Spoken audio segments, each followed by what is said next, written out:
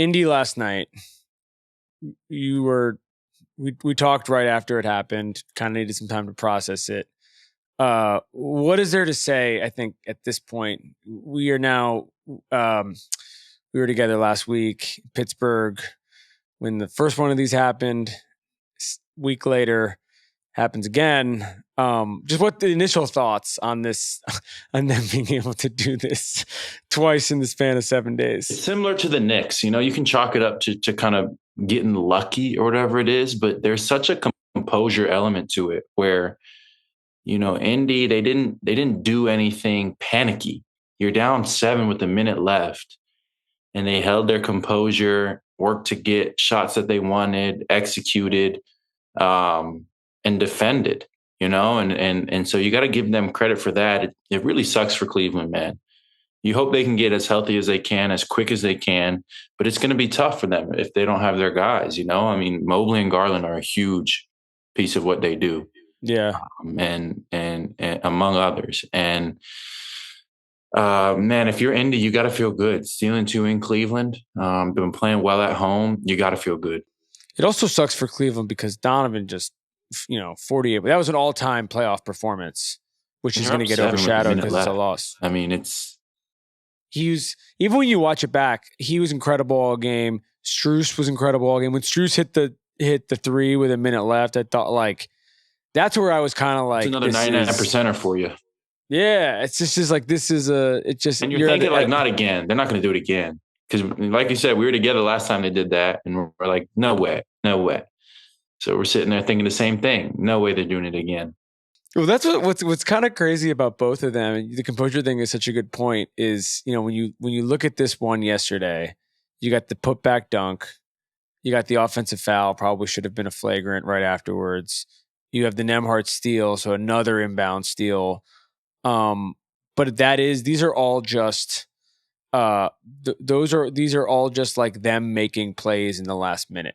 Yeah. I guess besides the offensive foul, but everything else is like them making plays. It's still getting to a spot. It's still, being disciplined and understanding what you're trying to accomplish from a pressure standpoint to put them in a situation that's uncomfortable. And then Cleveland, it looked tough on them at the end of the game. They looked scattered. Like you haven't seen that team kind of show that lack of composure all season. I talked to Ty tonight.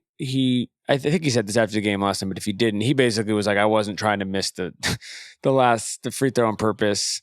He made a play.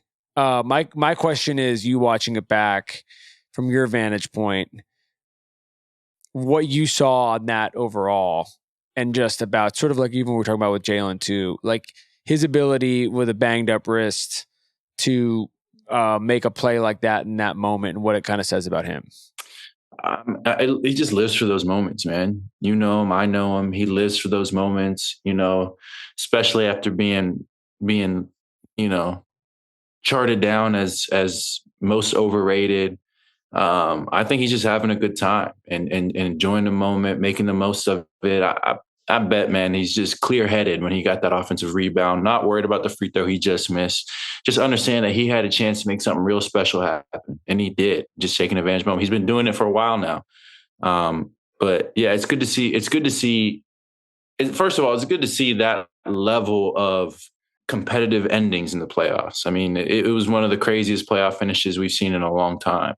And, I give a lot of credit to Ty for being able to step up and this whole entire playoff so far. His whole playoffs have been nuts. I feel like the overrated thing was the greatest gift for him. This was just the type of guy that would respond to that too. He's the type of guy that would and not let it bring him down, but kind of raise his level a little bit. And it was dropped at a time where he was playing great. I mean, they've been one of the best teams in the league since January 1st. So it felt a little random, kind of that it would come out like this. But but that was like, it's like if you need a chip on your shoulder to pop out, like I feel like it was like a gift that was just kind of like propped onto him. Yeah, he's making the most of it for sure. What do you think? Besides the obvious, get healthy, I think, which is the most important thing with Cleveland. Is there anything strategically that you'd want to see in Game 3 Because even game one they played well. Pacers were just better. So it wasn't like this wasn't a Boston situation where it's like you're shooting 20% from three. Like they've played pretty well in both games. Health aside, the Pacers have just been better. So is there something that they can do almost to really to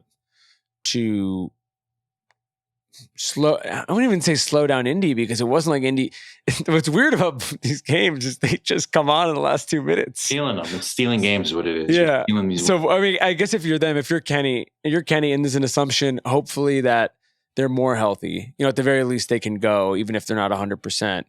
But is there anything strategy-wise that you would sort of want to see? No, bro. Honestly, I just, if I'm Cleveland, I'm just praying for health. Yeah. Praying for health. Because they're a different team with their full team.